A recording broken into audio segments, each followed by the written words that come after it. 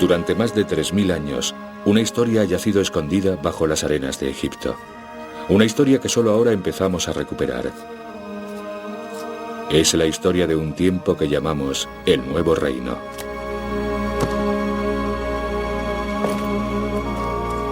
Nos dejó los mayores tesoros del mundo antiguo. Un legado extraordinario en papiro, piedra y oro. Pero detrás de esos tesoros yace una historia épica de personas reales. Personas como Ramsés el Grande, Tutankamón, el Niño Rey, y una de las más hermosas y poderosas mujeres del mundo antiguo, la reina Nefertiti.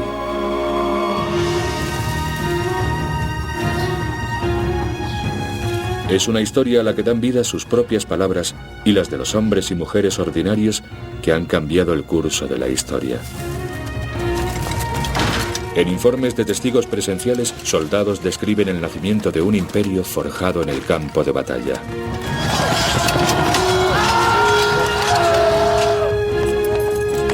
Los faraones dejan constancia de cómo crearon sus propias leyendas y se convirtieron en los dirigentes más ricos del mundo.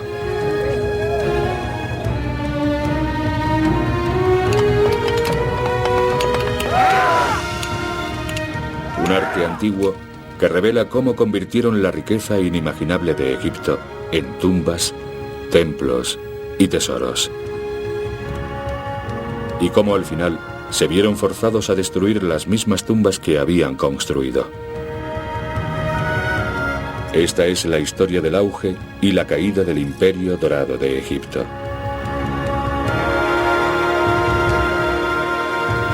Egipto, la época dorada. Faraones guerreros.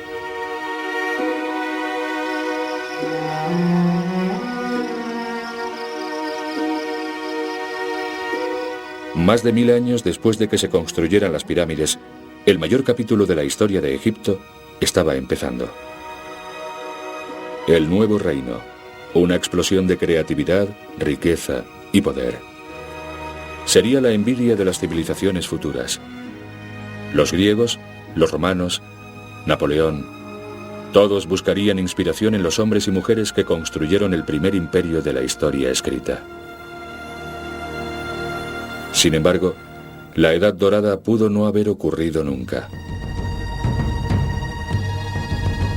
En 1560 a.C., Egipto estaba en crisis por primera vez en la historia. El reino de los antiguos constructores de pirámides estaba ahora ocupado y dividido. Egipto estaba al borde de la extinción.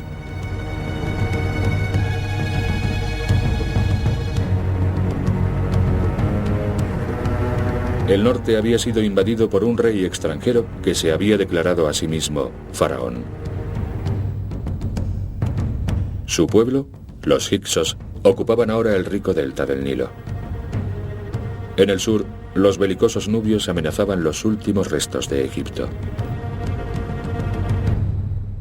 La invasión de Egipto por los hicsos fue una conmoción, una sorpresa, porque fue la primera vez que Egipto era completamente invadido.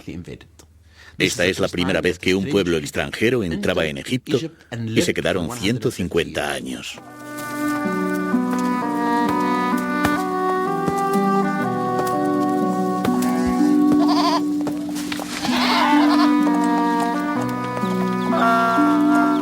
El linaje real egipcio y su ciudad, Tebas, estaban viviendo tiempos duros.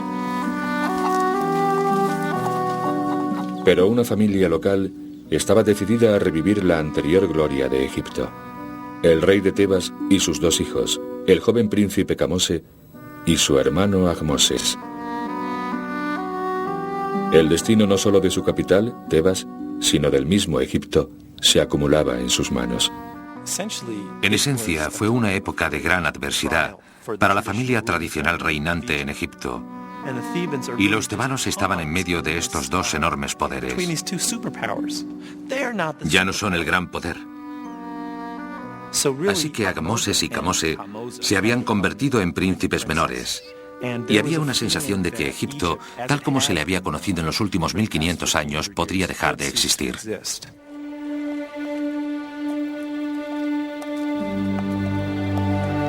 El odio de Kamose y Ahmoses hacia los hicsos era personal. Su padre intentó rebelarse contra los invasores en el norte. Pagó un precio terrible. 3.500 años más tarde, su cadáver aún muestra señales de su brutal asesinato a manos de sus enemigos.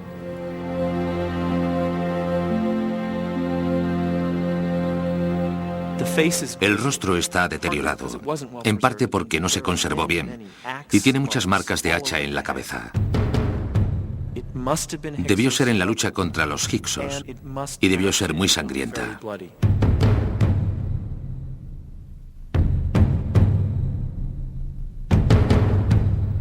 Tradicionalmente, los egipcios veían a los extranjeros como primitivos y bárbaros.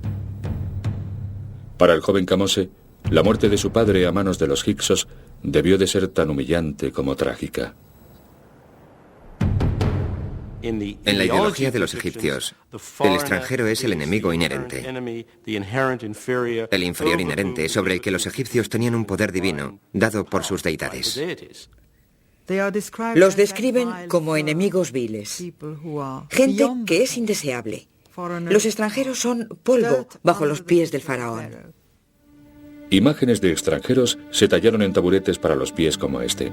Así los egipcios podían demostrar su superioridad pisándolos, literalmente.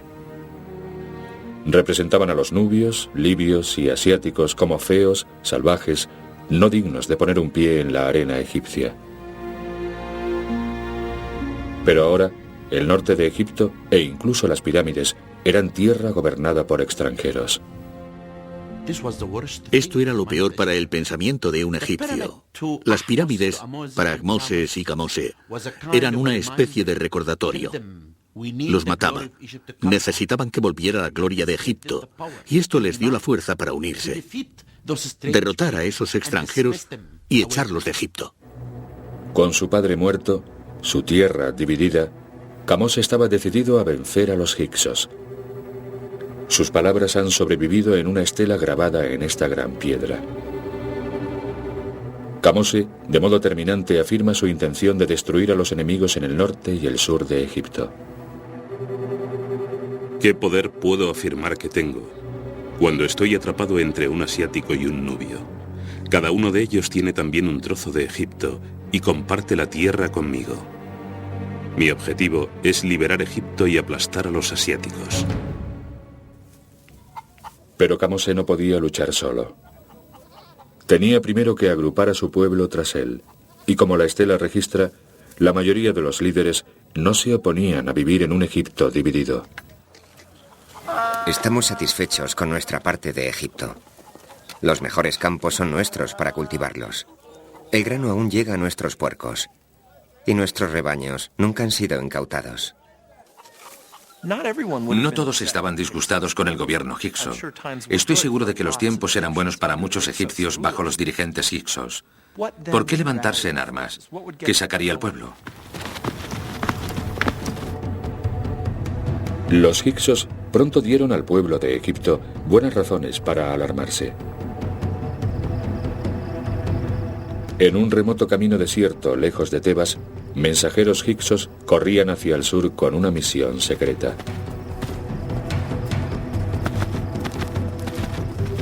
Mensajeros hicsos llevaban una carta que debía ser un papiro enrollado con un sello de barro en él.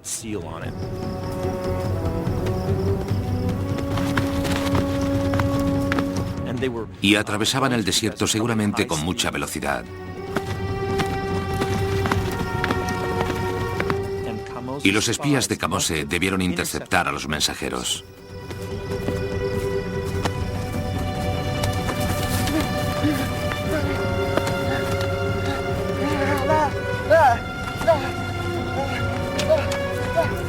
Los hombres de Kamose habían capturado a un mensajero del rey de los hicsos. La carta que llevaba estaba dirigida al otro enemigo de Egipto, el rey de Nubia. Era una invitación a unirse y conquistar lo que quedaba de Egipto. Ven al norte. No hay necesidad de preocuparse. Kamose está ocupado conmigo aquí. Dividiremos las ciudades de Egipto entre nosotros, y Nubia se regocijará. Los hicsos estaban invitando a los nubios a unirse a ellos en un plan para caer sobre Egipto y destruir a Kamose.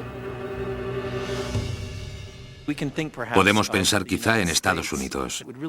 Sería como si Canadá y México presionaran contra Estados Unidos y de hecho estuvieran hablando de invadirlo. Kamose supo que era el momento de luchar. Los hicsos, desde luego, no eran un pueblo atrasado. Provenían de la zona de Oriente Próximo, donde las ciudades estaban fortificadas, donde las armas para la guerra eran más avanzadas que las armas de los egipcios. Eran un pueblo guerrero.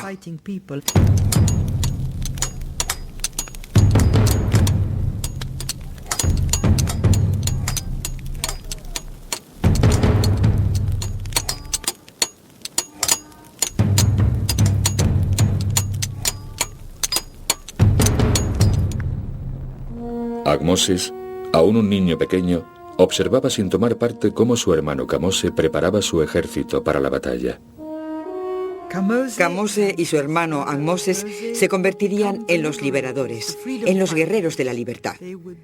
Serían los iniciadores del periodo más grande en la historia de Egipto. Kamose, de 20 años de edad, se preparó para liderar sus tropas hacia el norte, al territorio de los hicsos.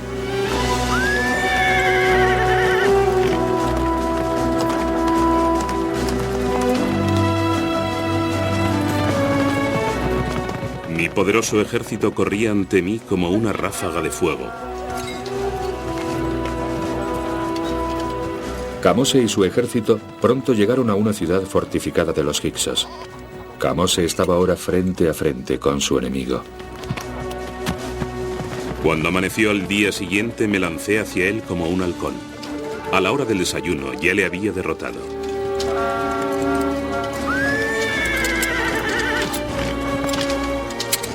Demolí sus defensas. Maté a sus hombres.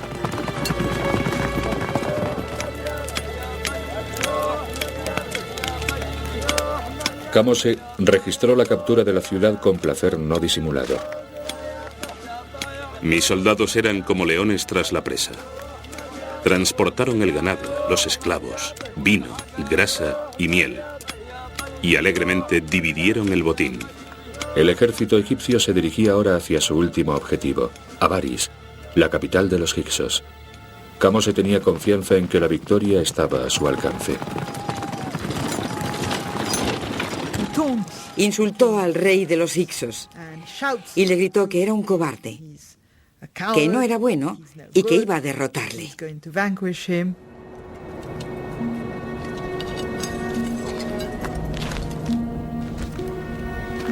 Pero Kamose no saqueó a Avaris.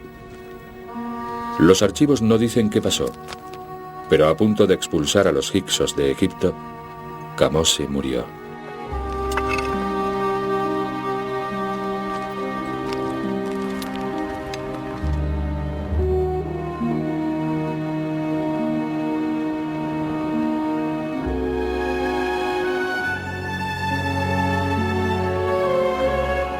Las esperanzas de Egipto ahora recaían en los hombros de su hermano de 10 años, Ahmoses.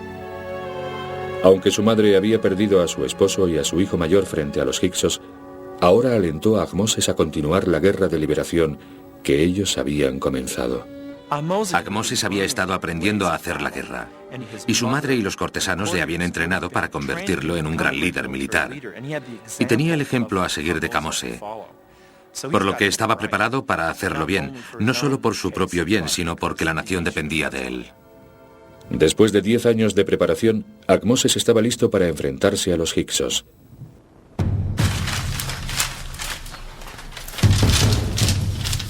Sería su gran prueba. Las consecuencias determinarían el resto de la historia de Egipto. Solo queda el testimonio de un testigo presencial de este momento crítico. Está enterrado en la tumba de un soldado que luchó en el ejército de Ahmoses contra los hicsos.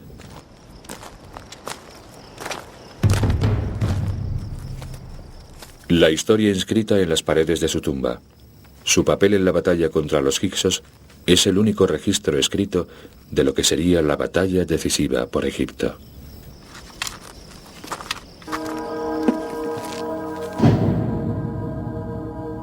Déjame hablar contigo y contarte los honores que recibí. Cómo me condecoraron con oro. Durante el cerco a Avaris, el rey se fijó en mí, luchando valientemente a pie, y me ascendió. Tomamos Avaris.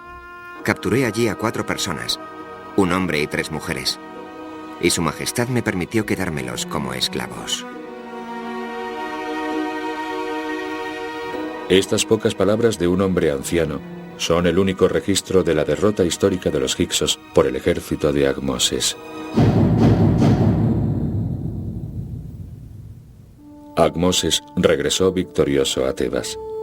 Entregó su hacha ceremonial a su madre como símbolo de su gran victoria. El trabajo que su padre y su hermano habían comenzado, él lo había por fin terminado. Él, en efecto, expulsó a los hicsos. Su padre, su abuelo y su hermano no lo hicieron. Pero esta vez tuvo éxito en expulsar a los hicsos de Egipto. Ahmoses ya no era solamente el rey de Tebas. Ahora era faraón de un Egipto unido. La reunificación de Egipto fue crucial. Significó un nuevo comienzo. Significó que Egipto había vuelto donde debía estar, una tierra unificada bajo el gobierno de un rey, un faraón. Es un momento de origen, un momento de inicio. Hay un momento alrededor del año 1520 que es la inauguración del nuevo reino.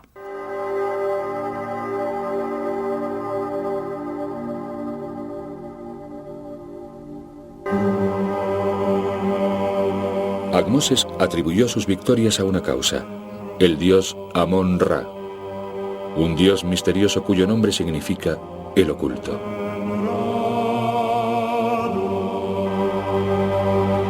En los escondrijos más oscuros del templo de Tebas, el dios habló a Ahmoses. Oh, mi hijo Ahmoses, yo soy el Padre. Yo infundí el terror en las tierras del norte, incluso en Avaris. Y los hicsos yacen muertos bajo mis pies. Los egipcios estaban tan impresionados por la victoria de Ahmoses sobre los hicsos que el mismo faraón era adorado como un dios. Ahmoses era un héroe a los ojos de todo el mundo. Todos sonreían, gritaban su nombre. Le construyeron una capilla y pidieron a Dios que le protegiera, porque él era un dios. Pero la ambición de Ahmoses iba más allá del Egipto unido. Quería oro para hacer de Egipto una nación poderosa. Se dirigió al sur con su ejército, hacia Nubia. Algunas de las minas de oro más ricas del mundo antiguo eran controladas por el poderoso rey nubio desde su capital, aquí, en Kerma. En una serie de batallas, el ejército de Ahmoses aplastó a los nubios. Una vez más, Ahmoses salió victorioso. Después de 25 años en el trono, Ahmoses murió. Pero su legado viviría para siempre para asegurar que los extranjeros nunca gobernarían de nuevo su país. Había extendido las fronteras de Egipto más allá del desierto Saini en el norte y dentro del territorio de Nubia en el sur.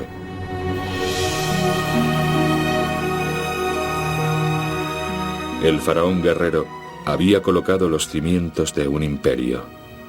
Fue el principio de la luz del día. Fue el principio del sol que seca. Fue el principio de la vuelta de las pirámides. Fue el principio de la gloria de Egipto. Por eso la llamamos la época dorada.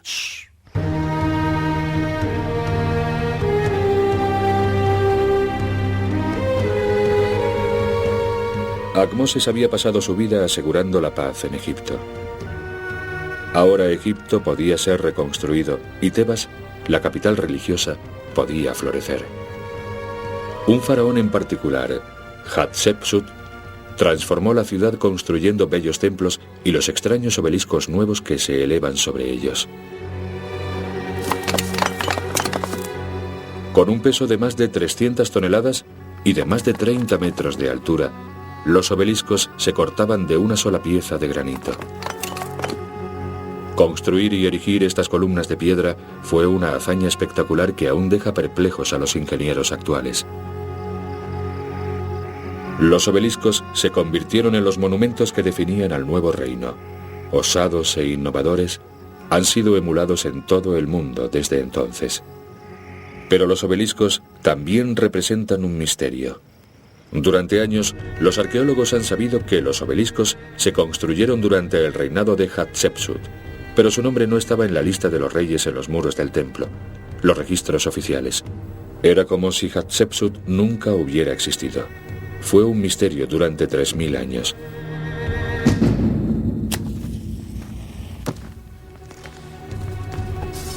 En 1903, el arqueólogo británico Howard Carter estaba trabajando en una tumba en el Valle de los Reyes.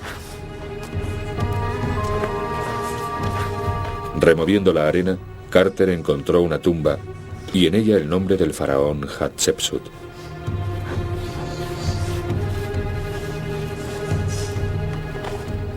Hatshepsut había sido borrado de los registros históricos por una razón muy simple. Este extraordinario faraón era una mujer. Muy temprano en su vida, Hatshepsut había sido una reina ordinaria. Cuando murió su esposo, su hijastro, Tutmosis, subió al trono.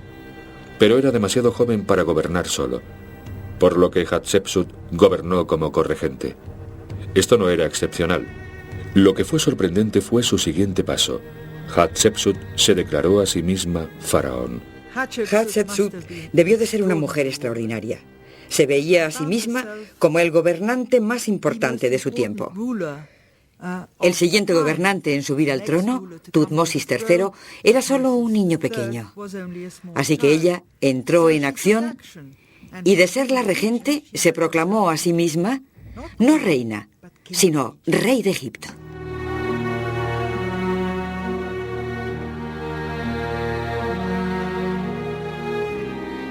¿Qué la impulsó? ¿Era ambición? ¿O políticamente hizo lo correcto para aquel momento?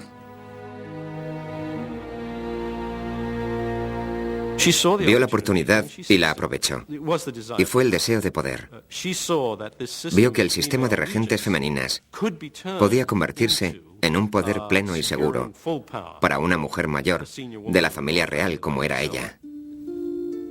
Solo 2 mujeres habían sido faraón antes de Hatshepsut, y ambas habían fracasado en reinar mucho tiempo. Pero esto no la detuvo. Creía que Egipto podía ser convencido para aceptar a una mujer en el trono. Después de todo, a las mujeres en Egipto se les tenía un gran respeto comparado con otras culturas de la época, como revelan los antiguos textos. Yo, por la presente, hago el testamento para mi esposa. Le dejo todas las propiedades que yo heredé. No provoques dolor a tu esposa cuando sabes que ella tiene el control. No digas dónde está, búscalo para mí, cuando ella ha puesto algo donde debería estar. Mantén los ojos abiertos y la boca cerrada si aprecias sus cualidades. Se estaba mejor siendo mujer en el antiguo Egipto que en la mayoría de sociedades antiguas, pero era muy difícil para ellas llevar una vida independiente, tener su propia carrera. Aún era un mundo de hombres. A las mujeres egipcias se las conocía como la dama de la casa, o si lo prefieren, ama de casa. Hatshepsut no era una ama de casa. A pesar de los derechos que poseían las mujeres entonces, los egipcios luchaban contra la idea de un faraón femenino. Iba contra el orden natural de la vida, un concepto que los egipcios describen como Mat. Mat significa el orden de todo el cosmos, la forma en que fue construido el universo, el lugar de Egipto en el cosmos. La relación de Egipto con los extranjeros formaba parte de eso. Los extranjeros son inferiores, el egipcio es superior y dominante, y el rey debe ser varón.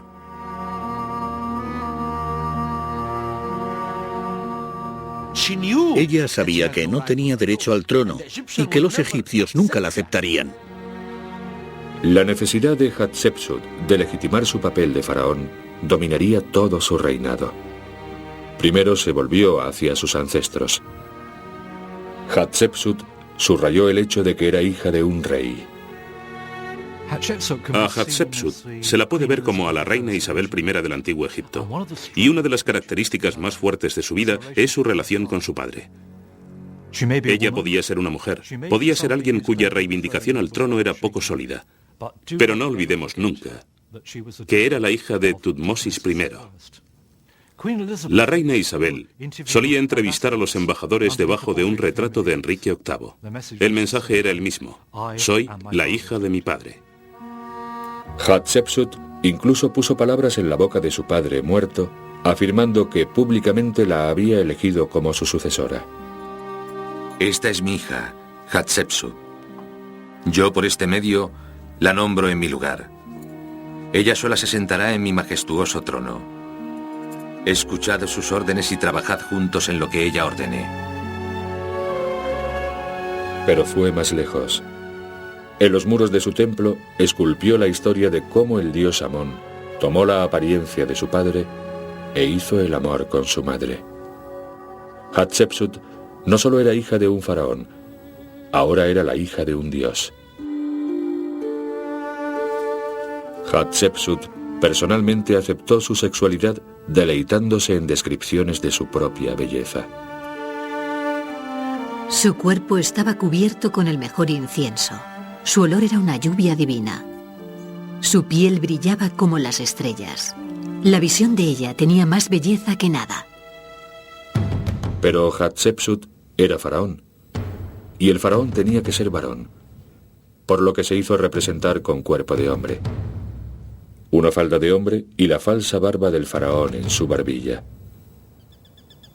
Hatshepsut tenía que elegir con cuidado en quién confiar en la corte. Hatshepsut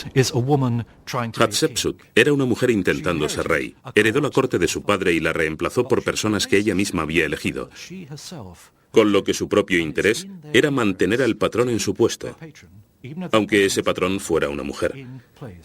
Ellos sabían que si ella salía, ellos salían. Uno de los cortesanos favoritos del faraón era un hombre llamado Senenmut. Había empezado su vida como plebeyo, pero su subida al poder había sido meteórica, provocando rumores sobre la naturaleza de su relación con Hatshepsut. Senenmut fue ascendido desde el ejército hasta la casa real. Hatshepsut incluso confió en él para criar a su propia hija. Pero fue como arquitecto jefe como Senenmut hizo lo mejor por su faraón. Había sido responsable de la creación de los obeliscos gigantes de Hatshepsut. Ahora ella le confió su plan más ambicioso: la construcción de su templo funerario.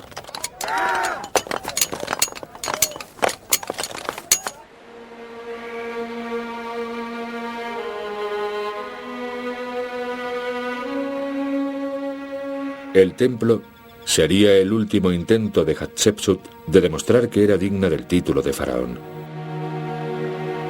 Fue uno de los edificios más profusos y monumentales del mundo antiguo. Deir el-Bahri.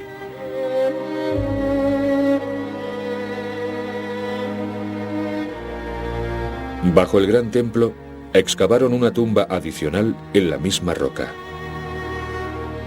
A mitad de camino del corredor hay un dibujo del propietario de la tumba y a su lado un nombre: Senenmut. La posición de la tumba, tan cercana al templo de Hatshepsut, podría haber sido simplemente la última recompensa de un leal arquitecto.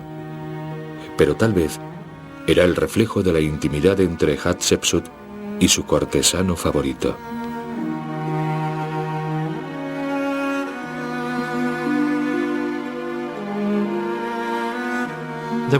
Hubo especulaciones en su tiempo acerca de que Senenmut era el amante de Hatshepsut, y unas inscripciones en una tumba cerca del templo de Deir el-Bahri dejan bastante claro que la persona que las escribió pensaba que esa era su relación. Este es un problema que los dirigentes femeninos tienden a tener. Provocan puntos de vista salaces de lo que están haciendo. Yo sospecho que era improbable. Era un juego demasiado peligroso para que Serenmut lo jugara.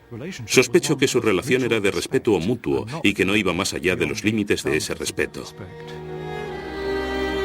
Pero mientras el templo interior guardaba secretos privados, los muros externos de Deir el-Bahri se convirtieron en un lugar para la propaganda y el autoengrandecimiento. Relieves esculpidos alardean de las hazañas supremas de su reinado. Una insólita y osada aventura militar. Se esperaba de cada faraón que se probara a sí mismo en el campo de batalla, pero el ejército de Hatshepsut estaba bajo el control de su hijastro, Tutmosis. Tutmosis era cabalmente consciente de que el trono era suyo por derecho. Como Isabel I de Inglaterra, ella no confiaba en el ejército. Tenía un problema. Si enviaba el ejército fuera a extender el imperio y este era derrotado, la culparían y casi con seguridad perdería el poder. Lo que pasaría por otra parte si ganaba es que los generales al mando del ejército victorioso podían volverse contra ella y decir: ¿veis? Podemos lograr la victoria, no necesitamos a esta reina advenediza en el trono. Así que Tutmosis y su ejército representaban un problema importante para Hatshepsut.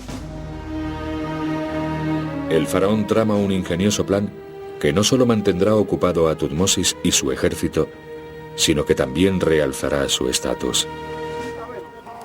Ordena a sus soldados prepararse para una misión épica de comercio en un lugar donde ningún egipcio ha estado hace más de 500 años. La tierra de Punt. Además de mantener ocupado a su hijastro, Punt ofrecía a Hatshepsut la promesa de artículos exóticos, sobre todo incienso. El incienso era una parte muy importante de las relaciones de Egipto con el extranjero. Los egipcios valoraban el incienso inmensamente. A la élite le gustaba perfumar su entorno, pero incluso más importante, cuando quemas incienso en un templo, el dios o la diosa, de hecho, se encarnan en el incienso. Así, lo que hueles no es solo el incienso, sino el aroma de la deidad. En el 9º año de su reinado, el faraón envió la expedición a Punt. Una búsqueda épica de los tesoros más raros del mundo antiguo.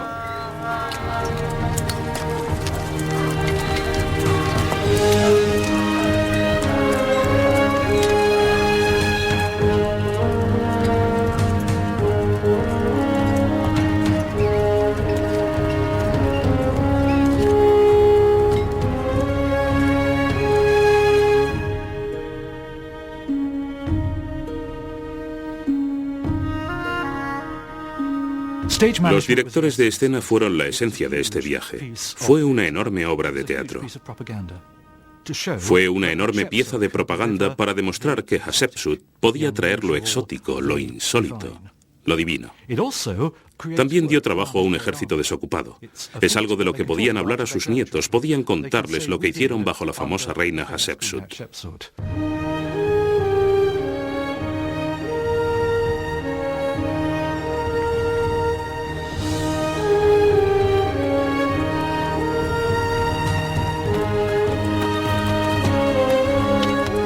Los muros del templo de Hatshepsut proclamaban que la misión había sido un éxito triunfante.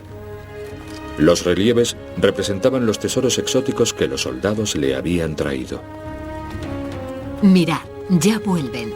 Y han traído algo realmente sorprendente. Árboles pesados con incienso fresco, listos para plantar. Ébano, precioso marfil. Mandriles, monos y perros, innumerables pieles de leopardos, incluso esclavos y niños. Nada como esto ha pasado nunca con otro rey de Egipto. Los escribas que acompañaron al ejército registraron cuidadosamente las maravillas de esa tierra exótica. Casas sobre pilares, jirafas y extraños árboles tropicales. Junto con la flora y fauna, la reina de Punt era representada como una enorme mujer gorda. Estos relieves son considerados como el primer estudio antropológico de la historia.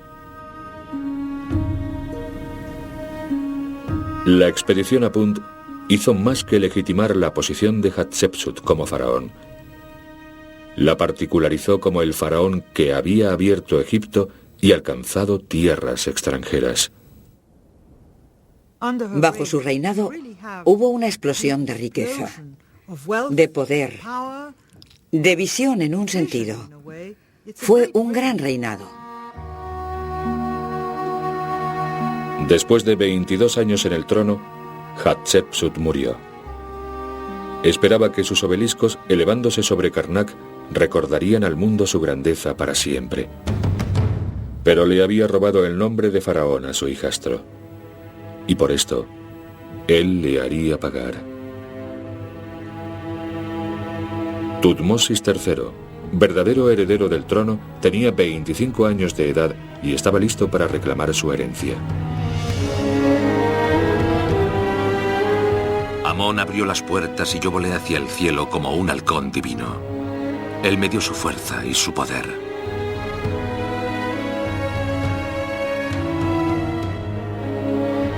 Tutmosis rápidamente se volvió a conectar con el linaje de los faraones guerreros Ahmoses y Kamose. Sería como si su madrastra nunca hubiera reinado. Tutmosis se aseguraría de ello.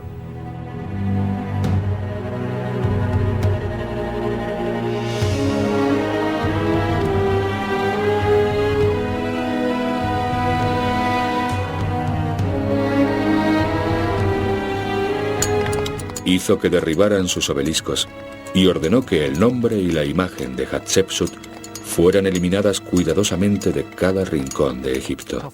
Tutmosis III está diciendo, no necesitamos el recuerdo de este gobernante mujer, este interludio en la historia de Egipto como poder imperial. Incluso el bello templo de Hatshepsut fue mutilado.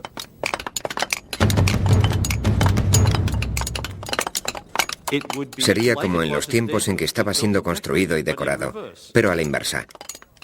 El andamiaje estaría colocado. Habría cientos de trabajadores apresurados, ocupados en desconchar todos los muros. Organizar la mutilación de la imagen real de Hatshepsut de pronto era una tarea burocrática importante. Y si había algo que les gustara a los antiguos egipcios, era una tarea burocrática importante. Estoy seguro de que esto fue la cima de la carrera de algún alto oficial.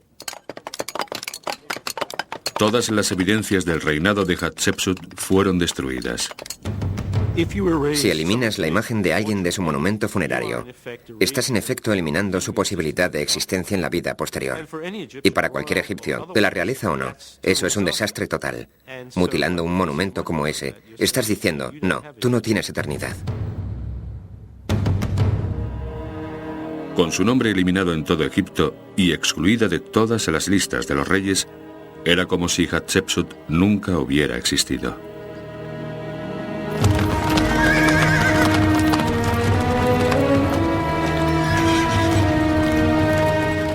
La muerte de un faraón era siempre un momento en que las naciones vecinas ponían a prueba la resolución del nuevo sucesor.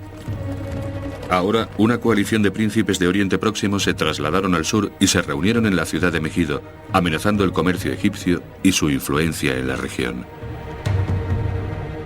Tal vez sus enemigos pensaron que Tutmosis sería débil.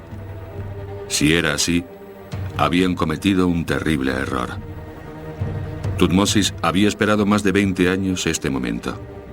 Tenía la intención no solo de hacer retroceder a esos dirigentes belicosos, sino de apoderarse de sus países. Tutmosis planeaba lo que ningún faraón egipcio había soñado nunca: construir un imperio. La estrategia fue luchar, luchar, luchar, luchar. Comprendió que para poder construir una base segura de poder en el Mediterráneo Oriental, tenía que realizar un gran esfuerzo militar. Iba a tener que hacer muchas campañas. Y eso es lo que hizo.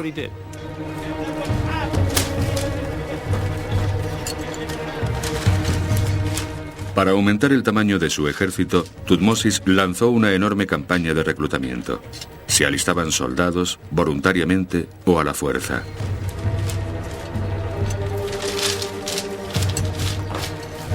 Tenían que armarse, y sabemos que existían grandes arsenales llenos de armas y escudos, y elementos de ese tipo. Y a cada soldado se le proporcionaba su equipo.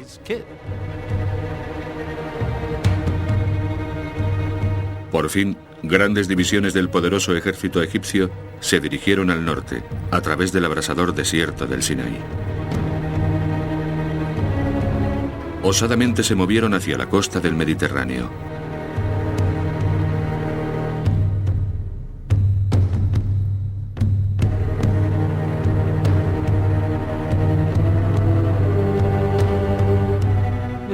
El ejército egipcio en marcha debía ser algo impresionante. Los líderes estaban muy interesados en mantener el movimiento del ejército como algo que tuviera un impacto visual considerable. Y esto era, en parte, para impresionar al enemigo. Escucharían, ¿cómo es el ejército egipcio? ¿Tiene aspecto intimidante? ¿Está disperso? ¿No está bien organizado? Lo que era también muy importante para el ejército es que tuviera un sentido de sí mismo como una entidad muy bien organizada, con el ánimo muy alto. Dirigidos por el mismo faraón Tutmosis III, 20.000 hombres marcharon hacia Megido.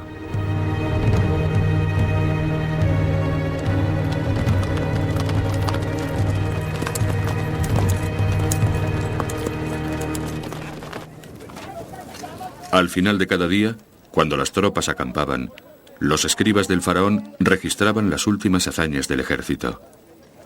Fueron los primeros corresponsales de guerra de la historia. Hacía que los escribas recogieran en un diario todos los acontecimientos que tenían lugar. Cuándo se levantaban, cuándo empezaban a marchar, dónde levantaban el campamento, cuánta tropa hay, cuántos necesitan comer, toda la vida práctica diaria de un ejército en marcha. Cuarto mes de invierno, día 25.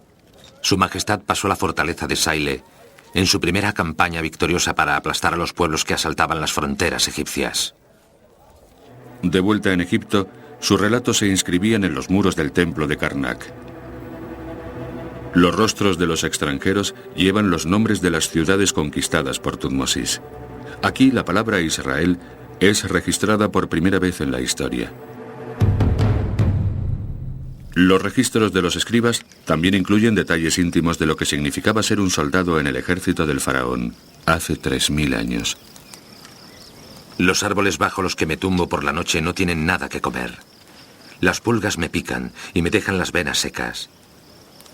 Voy cojeando como un tullido porque tengo que ir a todas partes a pie. Pide a Amón que me devuelva vivo de este agujero del infierno donde he sido abandonado. Tutmosis y sus soldados habían llegado por fin a su objetivo definitivo.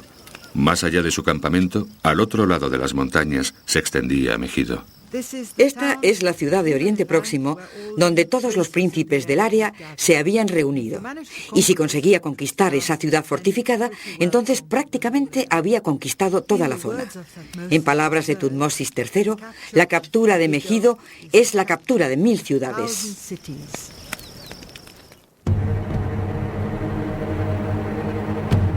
En el día 16 del primer mes del verano, 1456 a.C., el faraón de 25 años de edad se erigió en la cresta Carmel y se enfrentó a uno de los mayores dilemas en la guerra de Oriente Próximo.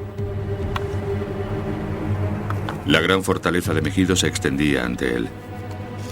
3 caminos llevaban a la ciudad, 2 eran rutas largas pero seguras. El tercer camino era el más rápido pero también el más peligroso, ya que los hombres de Tutmosis tendrían que caminar en fila de 1. Tutmosis convocó un consejo de guerra. Más tarde registró cómo sus generales estaban firmemente en contra de tomar el camino peligroso. Dijeron a su Majestad: ¿cómo vamos a ir por ese camino que se hace estrecho cuando hay informes de que los enemigos nos están esperando al otro lado? Hay otros 2 caminos ahí. No nos hagas ir por ese camino difícil.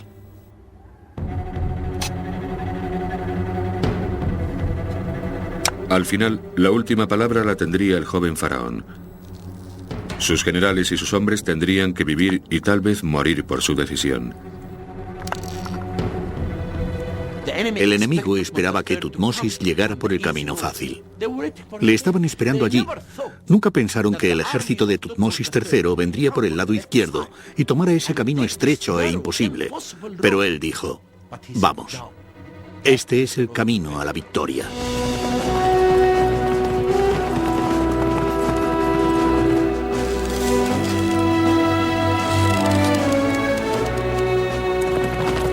De pronto, como Tutmosis había planeado, el ejército egipcio apareció ante el enemigo.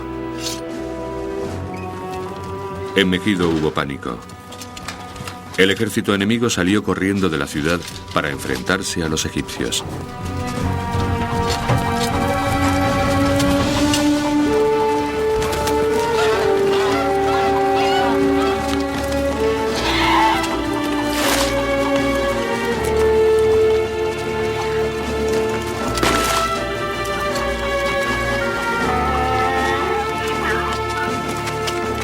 Tuvo que haber polvo y un ruido enorme. El polvo, el ruido y el relinchar de los caballos. Tuvo que ser una refriega salvaje, con los soldados enemigos apareciendo enfrente de ellos, tan asustados y furiosos como estaban ellos.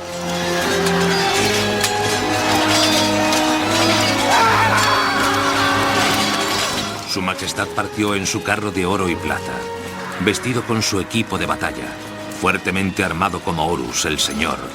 Su padre Amón fortalecía sus brazos.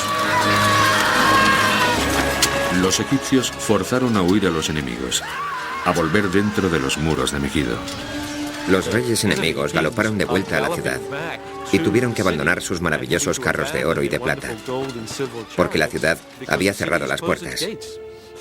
La ciudad no iba a abrir las puertas mientras el ejército egipcio estuviera ahí fuera. Y esos reyes tuvieron que ser alzados sobre los muros de la ciudad en telas atadas con nudos que la gente había lanzado. Fue una derrota completa. El enemigo se desmoronó totalmente ante el ataque egipcio.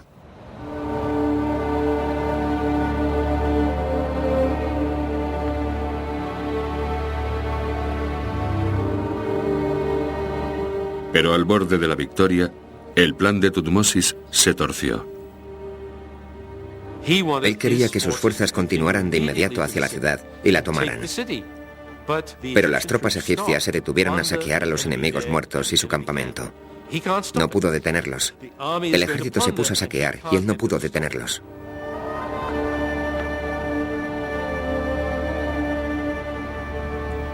En el antiguo Egipto no contaban las cabezas, contaban las manos. Cortaban las manos, las apilaban en un gran montón y luego las contaban de una en una. Un asunto muy desagradable, pero supongo que no tan espantoso como contar las cabezas decapitadas. Cada mano enemiga valía su peso en oro. Pero en el saqueo, el ejército de Tutmosis había dado tiempo al enemigo para reagruparse con seguridad tras los muros de la ciudad. Los egipcios no tuvieron más elección que rodear Megido y esperar. No tuvo que dirigir un ataque contra la ciudad, porque al preparar la estacada, señaló que tenía intención de hacerlos pasar hambre. No atacarlos e intentar tomar la ciudad por asalto. Durante los 7 meses siguientes, mientras los príncipes en Megido lentamente pasaban hambre, Tutmosis y su ejército hacían incursiones en el campo circundante. Por fin, Megido se rindió. Cientos de años más tarde, cuando el escritor del libro de las Revelaciones habló de la última batalla del día del juicio final, la puso aquí, en Megido. La llamaría Armagedón.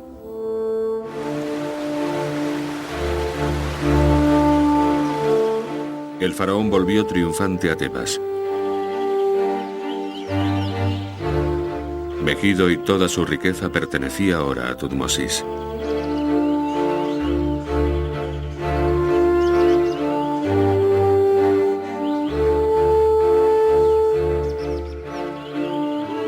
En los muros del templo de Karnak, sus escribas registraron la impresionante enormidad del botín que habían capturado.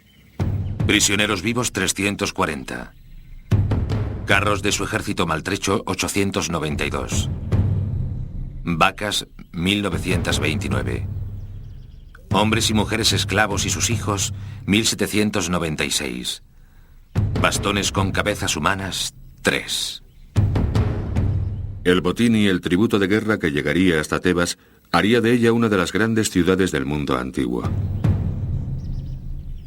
En un golpe de genio, el faraón también se llevó con él a los hijos de los príncipes derrotados para adoctrinarlos en la cultura de Egipto. Crecieron en una escuela egipcia. Aprendieron egipcio. Fue parecido a lo que los británicos hicieron en India al tomar a los hijos de los maharajas y enviarlos a colegios privados británicos. De esa manera, los príncipes se convirtieron en semi-egipcios. Pero al mismo tiempo, por supuesto, eran rehenes del buen comportamiento de sus padres. Y cuando sus padres envejecieron, los enviaron a reemplazarlos, ahora completamente impregnados de la cultura egipcia. En Nubia, Tutmosis fue un paso más lejos. Nombró un virrey para gobernar en Nubia. El virrey se llamó Superintendente de los Países de Oro. Aseguraba el sustento de Egipto. Todo el oro que el faraón necesitaba para gobernar su imperio. Tutmosis III estableció ese imperio y dio a ese imperio el liderazgo. Él hizo posible que el imperio se hiciera fuerte, porque controló el sur en la Sexta Catarata y controló el área oriental, Siria, Palestina, Irak, y el mundo entero estaba bajo Tebas, bajo su control.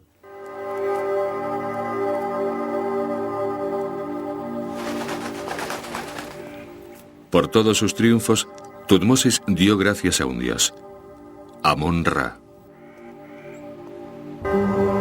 La primera tarea del faraón al regresar de Megido fue solemne. El rey se acercó al santuario interior. Solo Tutmosis hizo ofrendas al dios al que concedía el mérito de su victoria. El dios que le había concedido un imperio. Según Tutmosis, el dios le habló. Te di el valor y la victoria sobre las tierras. He establecido tu fuerza, te temen en cada país, para que gobiernes a los vivos para siempre.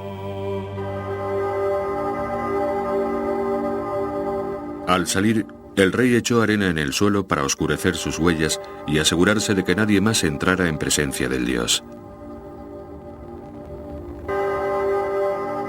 Tutmosis pudo volver a la luz con la bendición de Amón para su nuevo imperio. Solo 100 años antes, Egipto había estado al borde de la extinción. Pero al final del reinado de Tutmosis, Egipto controlaba Nubia, las costas de Siria y Líbano, y partes de Israel y Palestina. Los egipcios ocuparon territorios que nunca pensaron que alcanzarían en absoluto. Es un imperio enorme. Es el imperio más grande que ha sido conquistado nunca. Y está gobernado por un rey.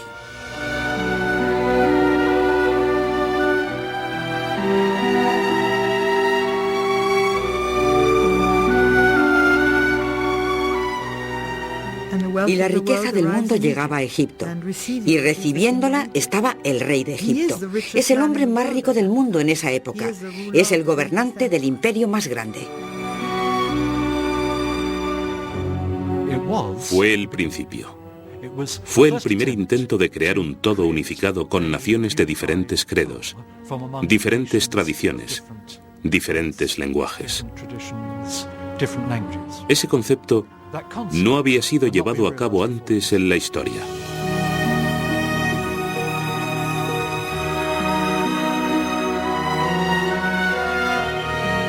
El imperio egipcio había nacido.